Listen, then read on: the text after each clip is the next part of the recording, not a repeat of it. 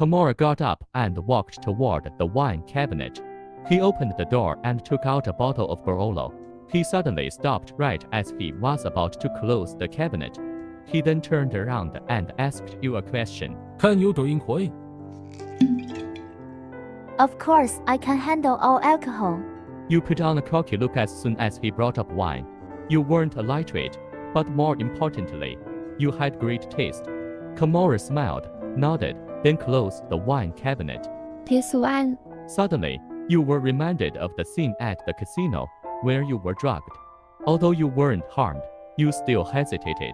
Don't worry, this wine is fine. You have my word. He walked up to you and poured you a glass.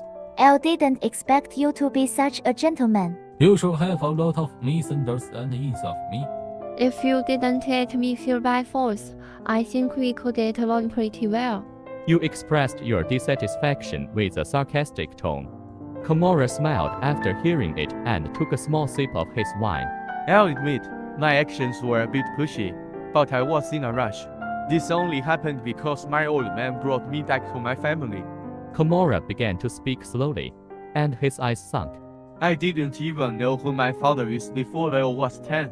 My mother and I were moving from place to place, and I didn't know why. When I was 15, a middle-aged man came looking for us. He was my father, the leader of the Cosmo family. Camorra looked calm, but you could feel the rage he was suppressing. You couldn't imagine a child going through so much hardship.